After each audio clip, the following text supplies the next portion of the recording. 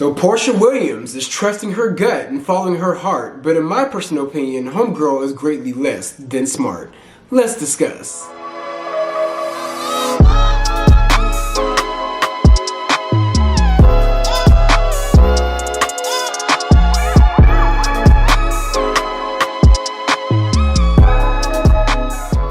What's going on, y'all? It's your boy Beasley here. Hope you all are staying cool, calm, and collected out there.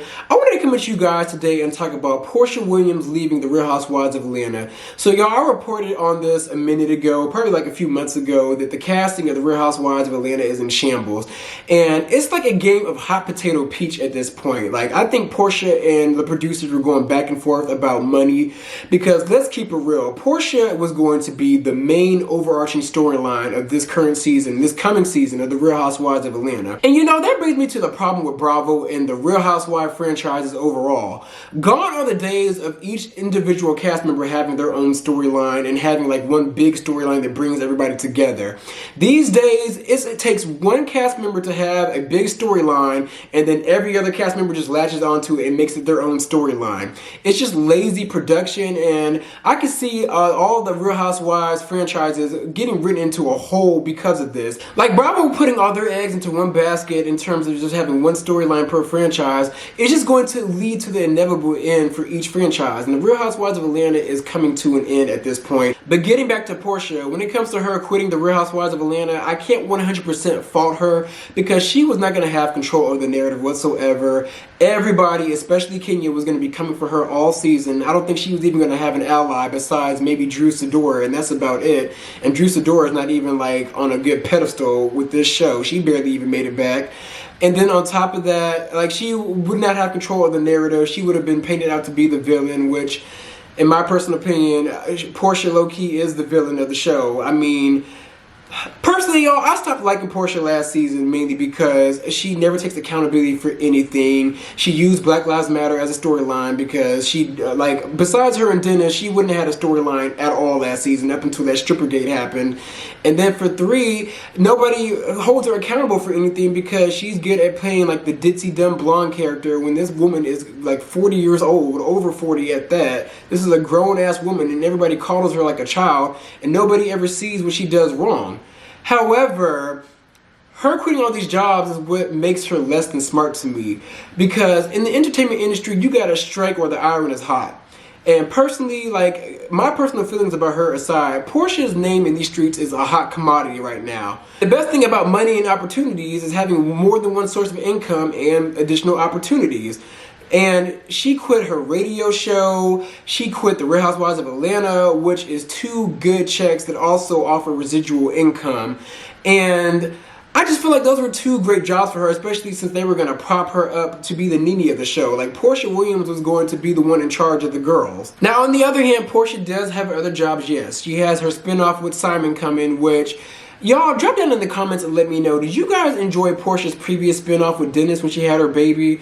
Like, I paid that completely dust, did not watch a single episode, so I don't even know if that was good or not. Really, the only Real Housewives of Atlanta cast member that had a successful spinoff was Kandi, and Kandi continues to have successful spinoffs, and she has her own coming. But regardless, like, Porsha has that coming, and then she has that talk show with Giselle and 2 other white women that were on other Bravo shows. Don't know their names, don't really care. That talk show, like, do y'all enjoy that as well? Because that's another thing that I pay dust to. Like, I just don't care, especially because Giselle is on there. But the main reason why she left these shows is because she's with Simon, the $40 million man. Now, y'all, this is not confirmed. It's all alleged and rumors from the Nigerian community. The people say that Simon doesn't have the income that he says he has. Now, he's still a millionaire, but $40 million is a little bit of a stretch. And my thing is, you, Porsha, you have the opportunity to really solidify your name in these streets with all these opportunities, and you just continue to turn them down, all because you have a man that has more money than you, and you have a man that's going to provide for you.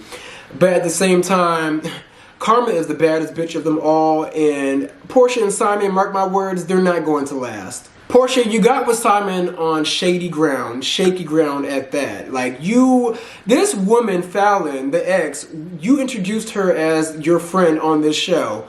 You come out and you say you're not friends. Okay, cool. Sometimes in reality television, they just make that up to introduce a character into the show. It is what it is. But my thing is, you were at this man's house plotting the whole entire time on how you were going to get in good with this man.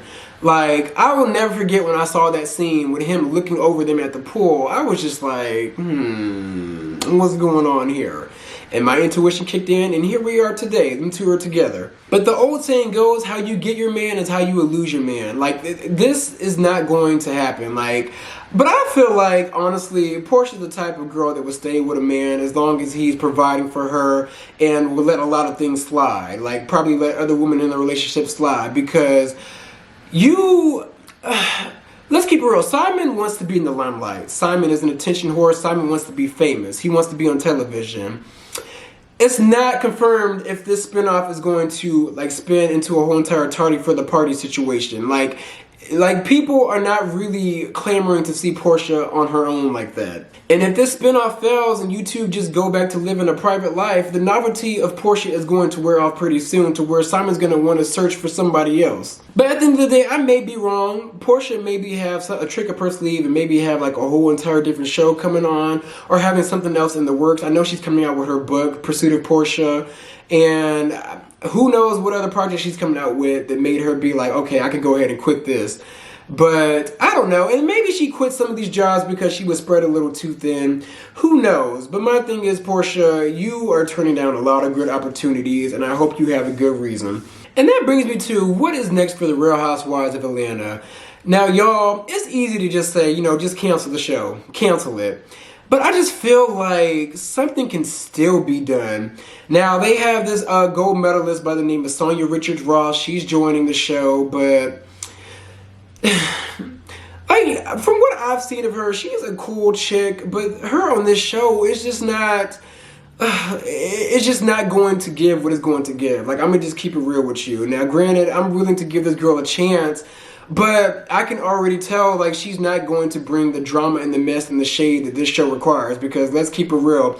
The Real Housewives of Atlanta has evolved into some bullshit. It's all about, it's like Love and Hip Hop light at this point. Like, all they do is shade, shade, shade. There's no luxury. There's no opulence. A lot of the women aren't really even married. Like, it's just a whole bunch of mess and shade and fashions. That's about it. That's all the Real Housewives of Atlanta has evolved into, a bunch of low vibrational bullshit. And y'all, I never thought I would see the day where I would agree with this person, but Brielle Bierman, who is Kim Zolciak's daughter, she sent out a tweet saying, no Nene, no Kim, no Porsha, no Phaedra. What's the point? Real Housewives of Atlanta. And y'all, I completely agree. Now, Brielle Bierman, annoying mess of a child, but I will say, I'm not about to sit here and pretend like I didn't like Kim Zolciak in the beginning of the Real Housewives of Atlanta.